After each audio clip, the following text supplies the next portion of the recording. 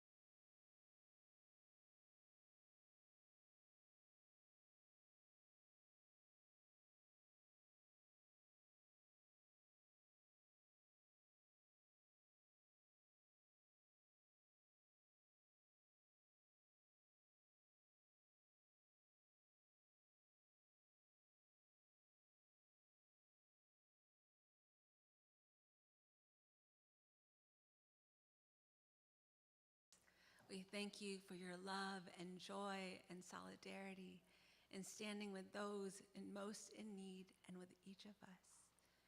May we hear your call. May we see you looking up to us, and may we be a community that stands together, calling one another's name. Amen. In our conversations this week, I heard people speak about a before and after. Before, what life was like before COVID, and what life was like after. The changes that they saw in society and themselves. And I often will go back when people talk about COVID, and I remember, and I think of 2020, and I go back to the summer. I was a chaplain at UC Davis, a Trauma One hospital. And at that time, there were new protocols coming out weekly, sometimes daily, and we often had to check in with our leaders. And one evening, I remember being paged to a room where I was told a woman was close to death. And as I entered the room, I walked in slowly, hearing the whirls of the machines and feeling the coldness of the air-conditioned room.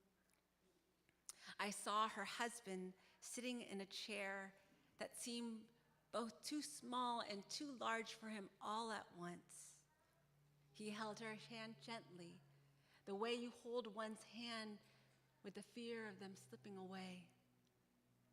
I stood at the foot of the bed, and we said a liturgy together. We breathed, we waited, we kept watch. I prayed quietly. And when she passed, there was a tenderness and stillness all at once in the room that shifted over everything. And together we stayed in that difficult, holy quiet for a long time together. He kept holding her hand, whispering, "I love you," over and over again. And after a time, when he stood up, I asked him gently, "Will you have support or someone when you go home?" And he shook his head. "No, it's just been the two of us for a long time. And with COVID, I can't go to see anyone else." He then began to talk about the ways they had learned to stretch single days into something meaningful together. The shows they watched, the recipes that they tried, the slow walks they would take around the neighborhood and then around the hospital floor. He spoke like someone looking around the room, and I imagined he had memorized every inch of that hospital room. As he spoke, I could feel the deep ache inside of him. And I watched him, noticing a kind of loneliness that one knows when it's pressed deep down inside. And like clockwork, I asked, "Would you like a hug?" And at this time, it may seem like a small question, but But if some of you remember that summer of 2020, it was a discernment to get close to someone within arm's distance, a risk to touch one another, a risk to embrace, a risk that I knew also held if I were to leave him unheld. And so I stepped towards him, and he looked at me with that "I don't want to ask you" pleading look in his eye. And as we embraced, I could feel him hold on like an anchor. And we stood there for a long time. I knew it was a risk we both took at that moment, but all I could think was love needed to be embodied. It was a before and after moment that shifted in me what it means to say, to take a risk out of love. And I see that same type of before and after moment here in the gospel that changes people. You see, in the gospel today, we hear of Zacchaeus, a man who runs and climbs a tree to be seen. But we need to know a little bit more about what it meant to be Zacchaeus. He was a chief tax collector. And at that time, they were hated and despised by their people. Because in Rome, taxes weren't just collected. The Romans contracted out the tax collections.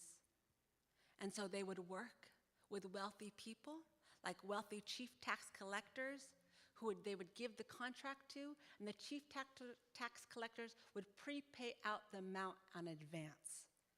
And then afterwards, they would hire a crew that would go out and collect the taxes, the tariffs, the tolls, the custom fees on their own neighbors with the hope of turning a profit.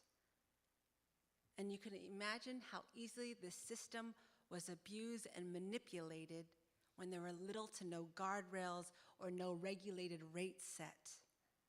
Those at the top could easily squeeze those at the bottom, setting their own terms and pushing their own rates. They decided who paid and how much they paid. So, when you saw a Jewish neighbor that was wealthy, a chief tax collector, working the system for Rome and for themselves, they weren't just disliked, they were seen as traitors, untrustworthy, corrupt outsiders that had grown up alongside them within their own towns. And so as you imagine this world, imagine Christ walking into that same world, followed by a crowd. And in that same world, we have Zacchaeus, the chief tax collector, and he, at this moment, does not care about decorum or social, societal standards. No, he doesn't care. He knows Christ is in the midst. He sees the crowds, and he runs forward, climbing a tree to try and get a better look at Jesus. And I imagine he does this with great abandonment and great glee. In worship, the worship planning meeting, we talked, and there was another short person in the room, or identified as short, and said, "I wonder how high did he climb? Was he half hidden in the leaves?" And as another short person, I imagine that too.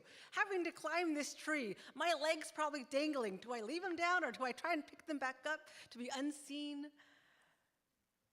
And I imagine he was clinging to that tree as he looked at Jesus, hope written all over his face.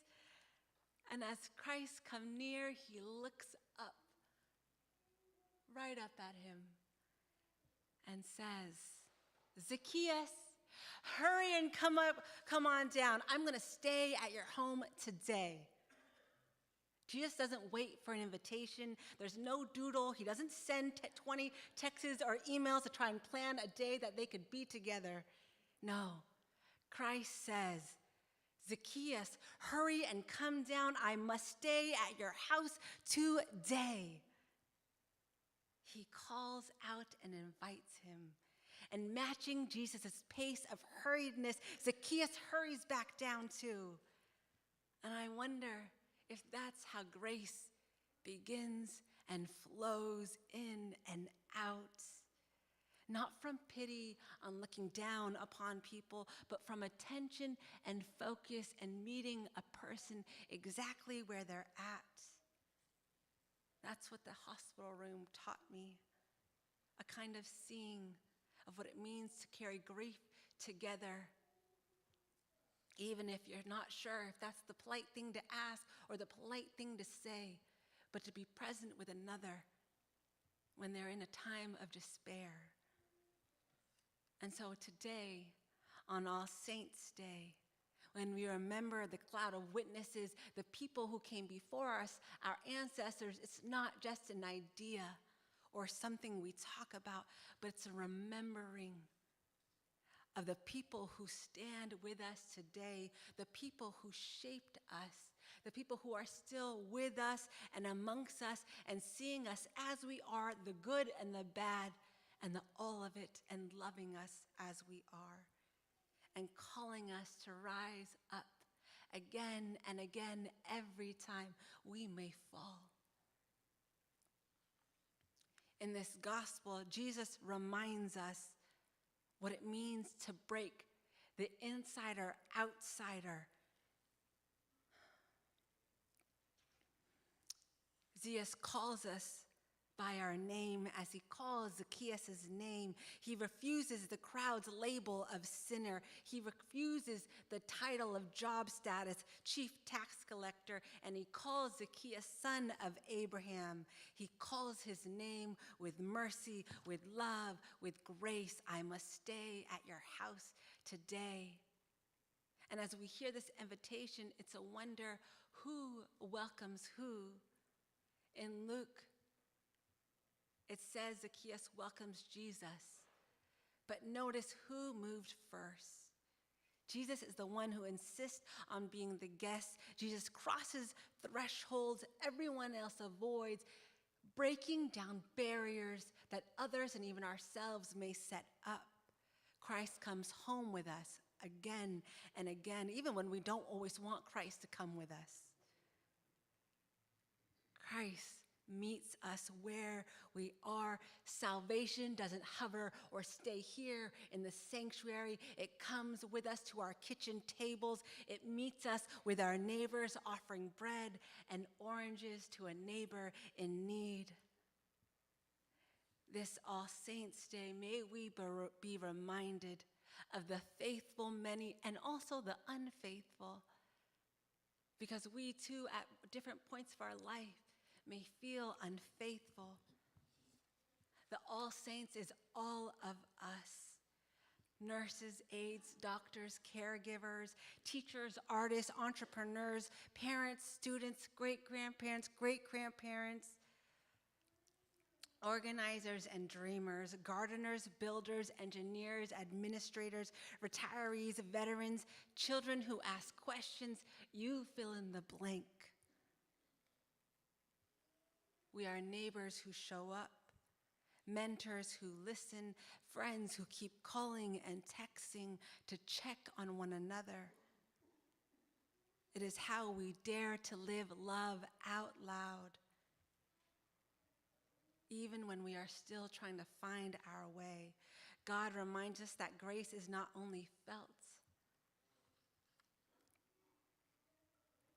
that grace is the fire of courage that keeps burning, not a blaze that scorches, but a steady heat that warms our toes and feet when things feel cold, reminding us of who we are and whom we belong to, and forging repair and reconciliation even at times when we are not ready. Because we remember that the people grumbled, not because Christ was wrong, but because Christ's welcome disrupts the order of hierarchy, no matter who tries to hold it. It disrupts us when we are comfortable in a system that makes others feel miserable but allows us to remain comfortable.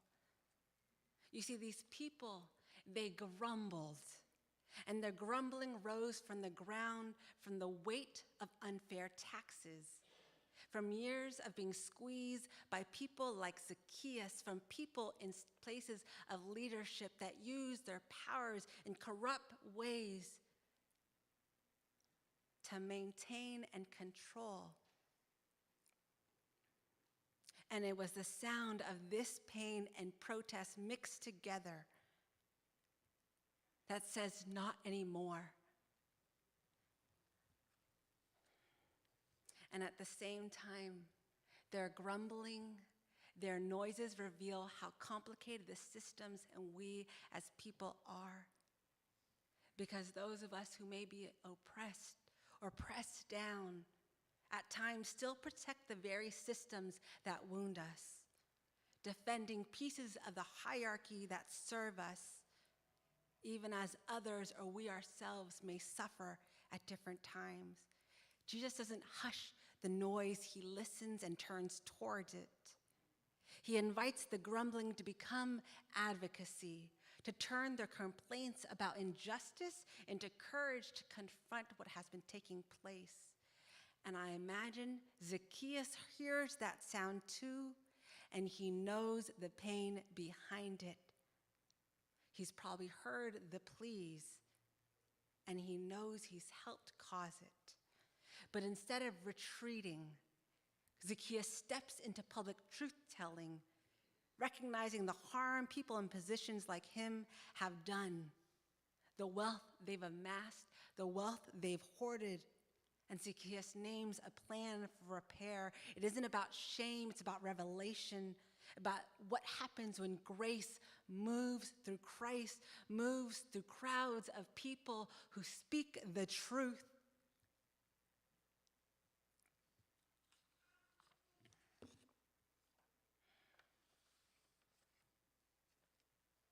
It is in a grumbling that labels and demeans and continues to divide.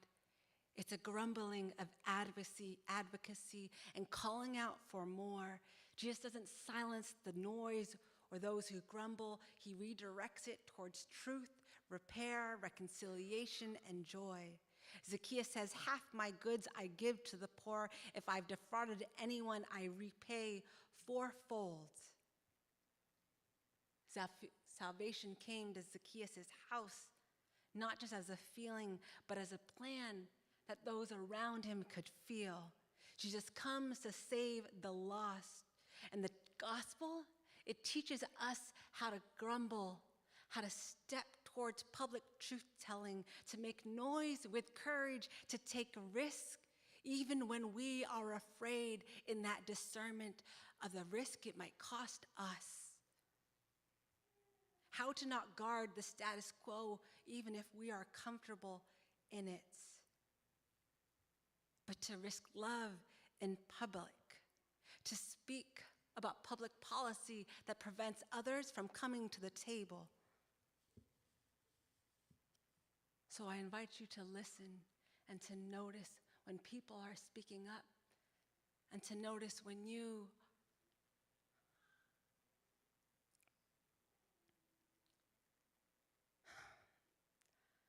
I invite you on this All Saints Day, when you are in places that are hard and you don't know if you should step forward to say something, step forward to listen to someone, to know that in that time you are not by yourself, that you are surrounded by a cloud of witnesses, that those who have come before you, that in those moments when you are speaking up for others, when you are naming when neighbors' freedoms and your freedoms are being narrowed, when votes are being suppressed, when books are being banned that speak the truth of our history, when bodies are legislated without dignity, when migrants and immigrants and LGBTQ plus people and Muslims and Jewish people are being targeted, and Black and brown communities are being targeted, when housing and healthcare and food are treated like privileges, that we will speak the truth.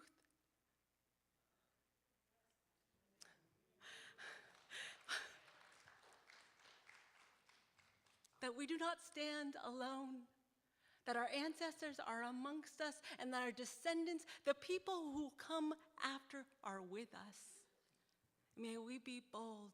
May we remember salvation is on the move. And may we do it as community together. Amen.